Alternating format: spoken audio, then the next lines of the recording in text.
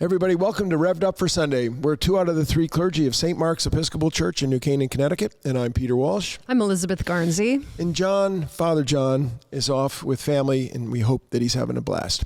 So today we're going to have a blast here, too. We're going to have a passage that is proof that the Bible is not boring. We have the longest and most elaborate exorcism in the Bible.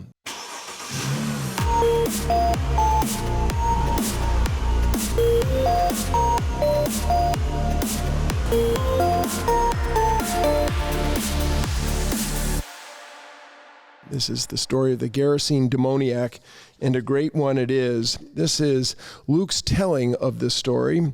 That's chapter 8, verses 26 to 39. Jesus and his disciples arrived at the country of the Gerasenes, which is opposite Galilee. As he stepped out on the land, a man of the city who had demons met him. For a long time he had worn no clothes, and he did not live in a house, but in the tombs. When he saw Jesus, he fell down before him and shouted at the top of his voice, "What have you to do with me, Jesus, Son of the Most High God? I beg you, do not torment me."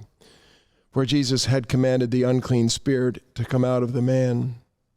For many times it had seized him. He was kept under guard and bound with chains and shackles. But he would break the bonds and be driven by the demon into the wilds. Jesus then asked him, "What is your name?" He said, "Legion," for many demons had entered him. They begged him not to order them to go back into the abyss. Now there on the hillside a large herd of swine was feeding, and the demons begged Jesus to let them enter these. So he gave them permission, and then the demons came out of the man and entered the swine, and the herd rushed down the steep bank into the lake and was drowned. When the swineherds saw what had happened, they ran off and told it to the city and in the country. Then people came out to see what had happened, and when they came to Jesus, they found the man from whom the demons had gone sitting at the feet of Jesus, clothed and in his right mind, and they were afraid. Those who had seen it told them how the one who had been possessed by demons had been healed. Then all the people of the surrounding country of the Gerasenes asked Jesus to leave them, for they were seized with a great fear. So he got into the boat and returned. The man from whom the demons had gone begged that he might be with him. But Jesus sent him away, saying, "Return to your home and declare how much God has done for you." So he went away, proclaiming throughout the city how much Jesus had done for him. Okay, so what an incredible piece of scripture here. This story is in all the synoptic gospels, not in John's gospel. It starts in Mark's gospel, of course, Mark being the first of the 2. I love to think of this coming from Peter, given that Mark's gospel is really a reflection of what Peter taught. And in our lectionary cycle, we get only this, the Lucan version. We get that every 3 years. And in all 3 of the synoptic gospels, we have really the stilling of the storm, followed by the stilling of the demoniac, or stilling of the man who's possessed by the demon. And that this transformational story takes place in pagan territory. It's the first time Jesus steps into pagan territory, so-called pagan territory, and it's shocking in every way. The disciples were shocked in the boat with the stilling of the storm. They come to a foreign land, and they're met by a shockingly foreign human being to them. Yeah. Incredible. It is incredible. There's some controversy over, it's not controversy, but disagreement between the Gospels of where this exactly is. Yeah. I think on pilgrimages, don't we visit the city of Jerash? Is that what Gerasene, the Gerasa town would be? Because some commentaries put in parentheses Jerash, with a J. And so it's like a, significant Alexander the Great Roman city. Right. If that's it. And, Jerash pretty is far from Galilee. Yeah. It's 37 miles from the lake. And it's about an hour from Amman, and it has Roman ruins of chariot races and all that sort of thing. It's a beautiful place to visit even now because it's so incredibly full of ruins. Amazing place. But I think the scriptures don't agree. No, and it's not that important. But there was just a funny comment by Joseph Fitzmyer. You maybe saw that the distance is so far from the lake that the stampede of pigs from Jerash or Gerasa to the lake would have made them the most energetic herd in history. That was funny. But all that to say, I just wanted to comment that the Gospels are not at all concerned about geography. They never really are. And it's more about the dynamics of what's happening here and the symbolism of going over a cliff, you know, a sort of exorcism that sends a demon to the abyss. So I think, you know, some people would come across that and think, oh, this can't be true or whatever, they got it wrong. But I don't think it's the preoccupation of the gospel writers to definitely be not. historically accurate or whatever. Well, yeah, there's also more than one take on this, and the gospel writers don't all know that much about geography. Luke doesn't necessarily know much about geography. He doesn't really nail it in Luke's. His geography's better in Acts, but he's telling a theological story, and it could be the land of Jerash too. Right. And the place that is venerated now, there's a place that is venerated, and it's on the sea across the way. Yeah. So it's not the most important thing. Yeah. That was a footnote comment. Yeah. I think, I think the thing for us to have sort of ears to hear is just how foreign this territory is, even though it's on the southeast portion of the lake.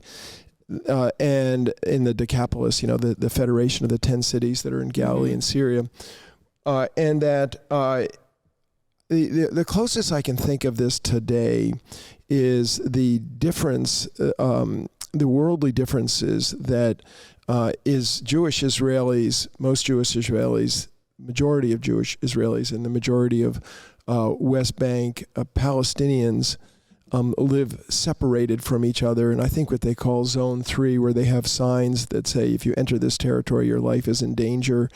People, Jewish Israelis do not go on the other side of the separation barrier. And so they live very different worlds, and they're very fearful, oftentimes fearful of entering these worlds. And so we have a Jewish Messiah with boats full of Jewish men landing in a territory that they do not know. Right. They really don't know. It may be attached to the same lake, but this is very, very, very different territory. And of course, it's territory that's impure and unclean. Yeah, and there's no context for why Jesus would be going to this place other than this story, right? So as if he had a feeling he should go there and address this dynamic. But in Luke, it also functions, I think, as the beginning of the ministry to the Gentiles. Yeah. When he leaves this guy behind to be a missionary to his own people. Yeah, I mean, this is the first gospel to the Gentiles, and I thank you for bringing that up, and the universality of Luke's gospel, or Luke's understanding of salvation, the Jewish Messiah for all people, and here's the first example of the Jewish Messiah for all people. And I think it's interesting in the telling of the story too. He steps out. Only in Luke does he say he's a man of the city, so he's a man of. He at one point in his life had lived in community, and now, of course, it says that he has no clothes. Luke's the only one to say that he's naked. Right. And he doesn't live in a house, but he lives in the tombs. And of course, to live in the tombs is to live in the city of death, and would be, in rabbinic literature, is considered madness to live in the tombs. And unclean and ostracized. Yeah. Yeah, I mean, one of the things that you're always bringing to us is the old, the Hebrew Scriptures view and the New Testament's view that God is on the side of the marginalized and the oppressed, and this man is the most marginalized, most on the margin as you can be. Yeah, for sure. Dehumanized, really. Right. Yeah, I mean, in Luke, we have Simeon who predicts, or his prophecy over the infant Jesus is in Luke 2, and he says, this child is destined for the falling and rising of many in Israel, and to be a sign that will be opposed. So the inner thoughts of many will be revealed. And this is something written or drawn out by Gil Bailey, who has a great commentary on the Gospel of Luke.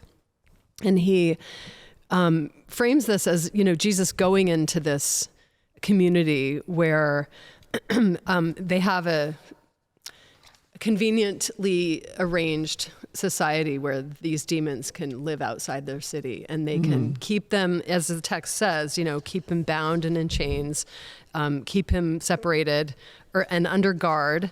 Occasionally he breaks the bonds and he's driven into the wilds. And in Mark's version, it even adds, and he hurts himself with stones. Right. So, in the other classic cases of people who are unclean, they could be stoned. And so in this case, the people can keep him away from them, and he can stone himself. They don't even have to dirty their hands. Oh, interesting on that. And he, the fact that he has many demons, the idea is that he's bearing all the demons of the town. And he's their scapegoat. Interesting. So it's sort of a classic scapegoat scenario where the town has put it all on them. They can take the attention away from themselves and just manage this situation on the outskirts of town, and therefore have their peace, And I think when Gail Bailey is talking about this, he's kind of drawing a comparison between modern societies, for example, racism in our culture, that, we imprison hundreds of thousands of people of color. We think it's going to keep us safer. And many, many of those people are not deserving of that. All sorts of things. Like every society has its demons, and we figure out ways to live in a relative peace. And the minute those things are revealed to be disordered or not right, the society becomes in disarray. Nobody wants to hear that we're racist. Nobody wants to hear that we have a history of this and that it's unjust. All of that's happened in the last decade that's tried to pick away at this, and it's caused huge controversy and huge conflict and major outbursts of violence and reaction. So I think this is a great story to just understand in that light that, Jesus has poked the system, and when he reveals these demons and heals the man, it's like, oh no, now what are we going to do with our demons? How do we face ourselves? And they want Jesus out of there. Well, what a phenomenal take on it. And I think there's a lot of, certainly a tremendous amount of truth in this. This is some of what Willie Jennings spoke to the clergy, Yale Divinity School professor spoke to the clergy of the Diocese of Connecticut about landscapes of fear and the way we cut up and divide people, theology of our landscapes. Yeah. The interesting thing on that, the details about the lives amongst the stones. Another take on this is that these aren't gravestones like cemeteries like we have. These are caves, and they're limestone caves, and that his cutting himself is also based on the idea that there was bloodletting. This is one of the ways that people thought that they would make themselves well. But certainly the scenario that's painted is that the most dehumanizing thing that can be is, and as you say, we might say that the way we set up communities where, communities of the marginalized live next to the toxic dumps and things like that, that we have something of that also. I think that as, we move back into the story here, that when Jesus arrives in Mark's take of it, the man, the demoniac comes running down the hill, charging toward them, and then he falls down, and then shouts to him, which is interesting. Both the devotion to fall down, the recognition, and also then to be rude and shout at him.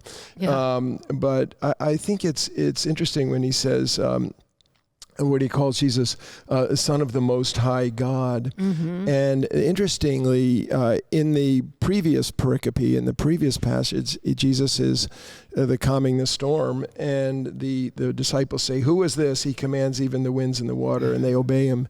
And now here we have, again, the demons giving the answer. But a thing that I find really super interesting to this, back to what you were saying earlier about the Song of Simeon, now go back to the Annunciation to Mary. Do you remember when the angel Gabriel says to him that he shall be called Son of the Most High God? And here he is being called Son of the Most High God, and he's being called it by the demons. Yeah, right.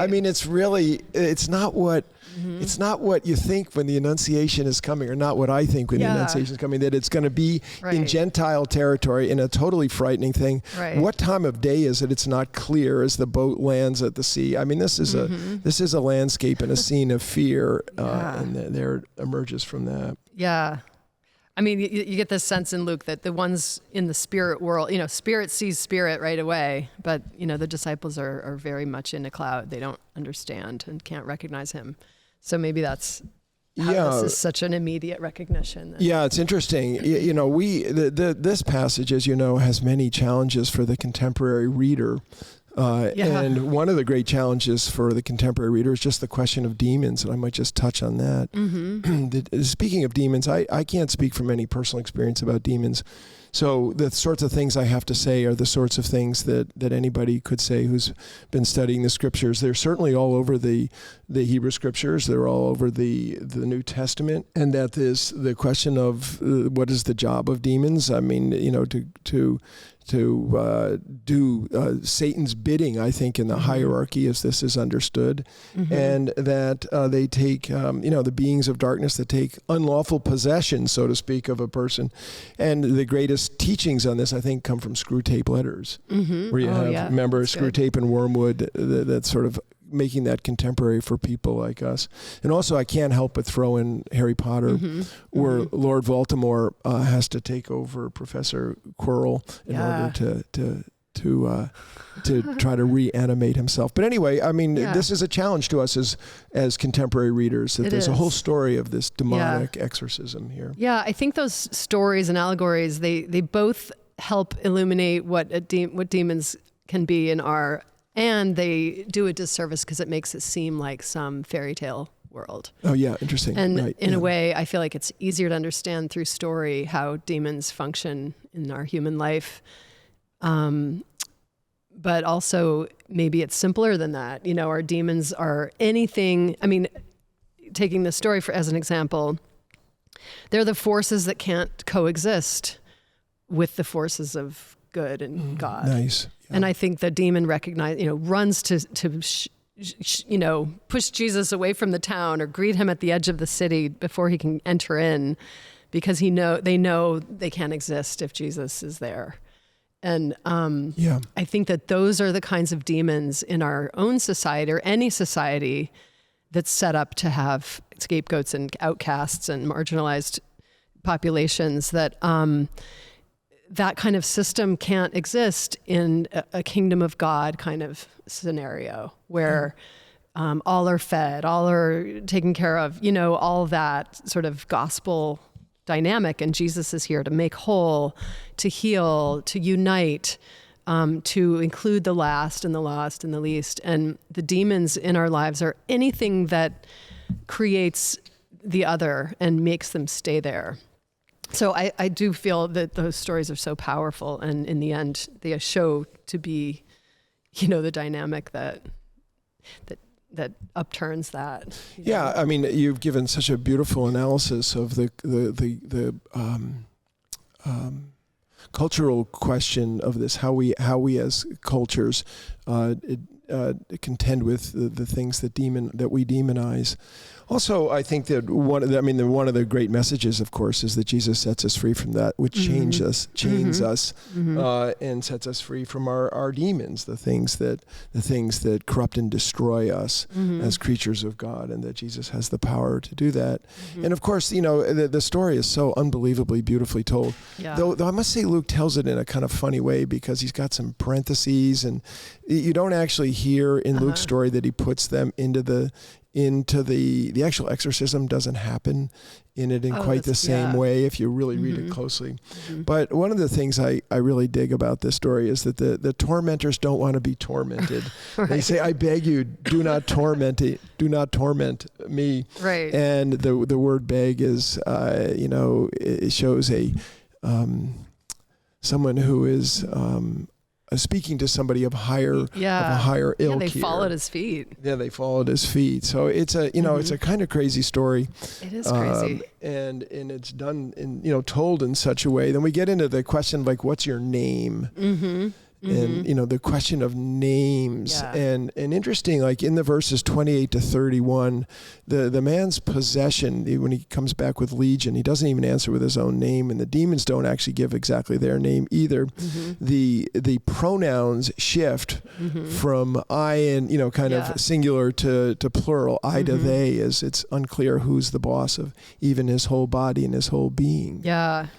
Well, there are a lot of exorcism stories in the ancient world, and naming the demon gave the exorcist power over it, as you're saying. Yeah. And Legion, it's a crowd, it's a mob, and here we are, like the mob mentality again. Laying its demons on one man. Well, I thought when I was looking at this in preparation for our pod that there was something I saw that really reminded me of you, because I read this little piece, and the commentator, I actually don't know if it was a man or woman, excuse me for the guyness, said that a Roman legion took possession of the territory where of the Gerasenes. The Gerasene territory, the city, was a big place, apparently, and in 63, Pompey took control of it. That's the city we were talking about earlier, and took control of this territory and ruled it as oppressors. And now we have a legion taking control as oppressors in this man, possessing him. Yes, possessing him. That there's a possession here. Exactly. The word possess. I thought. That's so interesting. Isn't that cool? Oh my gosh. Yeah, it just seems like undeniable. And also with well, maybe we're not at the pigs yet. Let's get to pigs. Yeah. The time is to come. I mean, Rob's even wanting us to get to the pigs. I know. He hasn't told us that yet, but we definitely got to get to the pigs. Just speaking of Legion and, possessing a man and all that. If I can quote Rene Girard again, I'm a little bit of a You have permission, of course. But he says, what can motivate a whole herd of pigs to destroy themselves without being forced by someone? He says the answer is obvious. It's the crowd mentality that makes the herd precisely the herd. In other words, the irresistible tendency to mimeticism or imitation. One pig accidentally falling into the sea, or the convulsions provoked by the demonic invasion, is enough to cause a stupid panic in which all the others follow. And I think that's really interesting. That's interesting. I have to say that when our lives take us in separate directions in the years to come, I will always associate Rene Girard with you. Apologies to Rene Girard if I'm completely misrepresenting. No, it's very, very interesting to me. That's a whole world that you've opened up to me, and I hope that the people in Podville are opened up to it too, because I think it is phenomenal to put his glasses on our understanding of what's happening here.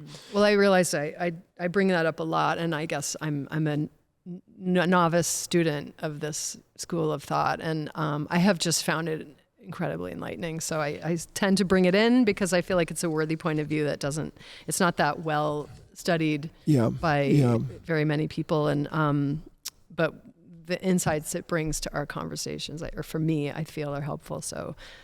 Sorry if I do too much, but there's Stop so many good Stop apologizing, because I'm in a, I would have said something, and I will say something different than that, where, this the shocking thing of the swineherd going over the precipice, which is we get. It's better told in Mark, frankly. The precipice story is better told in Mark. Yeah, it is. And drowning themselves is, I think, has a kind of biblical humor to it about who's the boss here, right? And that it's meant to demonstrate that both that Jesus is the boss, the divine being is the boss, and secondly, that when one has a demonic possession, they're so they can't live in their skin, but and so we have a whole story of a man who can't live in his own skin, right? And now they put these demons in other skins, and the pigs can't live in their skins. So they drown themselves. Right. They kill themselves, and so that what's being talked about here is the sort of thing that in mental health, in people's mental health, where they literally cannot. They have to be restrained. They can't live in their own skin, and that the demonic possession. That's what is told here. Is this demonic possession, and so the pigs are acting out what people want to do, which is sometimes they just want to kill themselves because they can't stand to be within their bodies, and that's that's what happens with the herd of pigs that go over, and that it's meant to be humorous of sorts. I mean, which is sort of interesting for the modern reader who might take a look at this and say, well, hey, what about the pigs? Yeah. Which is not. I know, it's anachronistic. We are all anachronistic to do that. Because, I mean, imagine the pleasure or schadenfreude or something of this story if you're a Jewish Christian first century, listener to the story. It's like, yay, they went over the cliff, because it's just presumed that the pigs are unclean and there's closed subject. They don't. At that time, it's part of justice being done. Like, the demons get what they want. They're allowed to enter the swine, not expecting the swine to go over the cliff. And then, the unclean is destroyed and eliminated, So it's kind of a nice ending for... Well, let's keep going toward the ending here. But the modern reader would care about the pigs. Yeah, one footnote on that, that it was understood in antiquity that that demons had to have a body to be in, in order to be as something, and that the one place they didn't want to go was the abyss, which is a kind of demon hell, and so we get that in the other takes on this. We don't get the abyss quite in the same way here. We get a little bit of the abyss. So the swineherds come back. And the swineherds go tell everybody in the city and in the country, and they all come and they see this guy sitting at the feet of Jesus, which is where we see Mary of Bethany, right? Sitting at the feet of Jesus and clothed and in his right mind. I loved it if you take out the word and you just say clothed in his right mind, I think is even better than, obviously he's gone from naked to clothed, and he's gone from being dehumanized to fully humanized, from being kicked out of his community, being brought back into his community. This is all the Jesus healing and trying to bring us into the unification of one people, because we're one people and God's people. And so we get that work, and that it says that the folks that come out are afraid. Their response to the healing is fear. Though I think that I understand that the Greek word says more awestruck than afraid, or afraid/awestruck, that they're dumbfounded. I mean, they certainly want Jesus out of there. Yeah. So they're afraid enough to, let's not have this again. Oh, yeah. And isn't it cool that Jesus says yes, gets in the boat immediately, and then turns around and says no to the guy who asks him to follow him? Yeah, I know. That's an amazing. You really are left hanging. Like, how does this guy make out? Because they don't exactly bring him back to the community. He's told to go there, clothed in his right mind, and surely he's not going to be all that well received. And I feel like, yikes, I hope he made out. But then the other interesting detail is that Jesus says, declare how much God has done for you. And then he proclaims to the city how much Jesus has done for him. Yeah. And then obviously we know that Jesus is killed for this and all the many things that he's done to overturn societal balance and stuff and threaten their peace. And so maybe he's kind of like limited in his ability to really grasp the vastness of this power that touched him. And it's the beginning, it's the beginning of a change, maybe for their society, certainly for this guy. And it's the beginning of the big Gentile ministry. Yeah, that's where I am. I love that you're like, whatever happened to this guy, back to the what Sports Illustrated used to do once a year, which is whatever happened to, where we'd find out whatever happened to these people. Wouldn't it be cool if we could do that with the Bible? All these characters that we know in the Bible, but we don't know the end of the story. It'd be really fun to know the end of the story.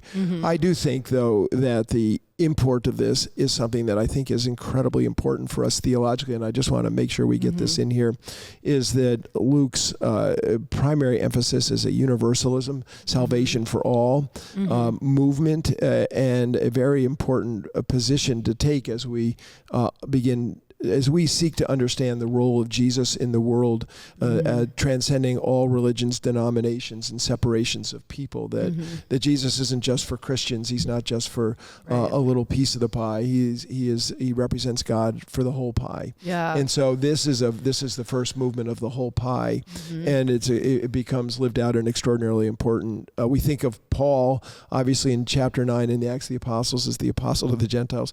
This dude is the first apostle to the Gentiles in the story. Yeah, for sure. You know? And he's also a Jesus figure. I think in all of these healing stories, the victim of illness or whatever, demonization and ostracization, they're the victims of their situation. And in this situation, he comes back, just like Jesus is going to come back to forgive, to bear witness to what they've done to him and to be, a messenger.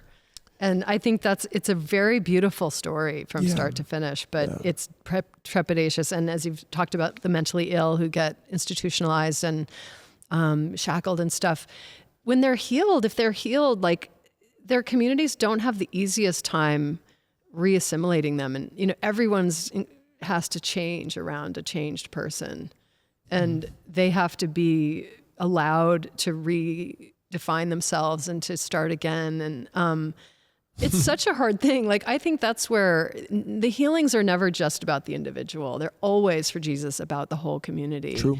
And it's hard for community. It's much easier for an individual to be healed than for a whole community to change. Yeah. So. Well, with that, why don't we start to wrap it up a little bit? Yeah, it's a beautiful parting word. And if I can just say, and that communities heal oftentimes one person at a time. And that's in only small groups can change large bodies.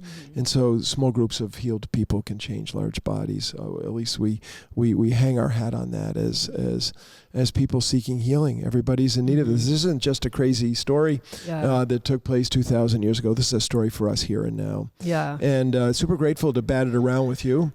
And we have one more podcast with you before Elizabeth is going to give the old see you in September as she goes on sabbatical. So this is a warning shot for all of you in Podland that we're gonna lose your voice. But we got one more with you.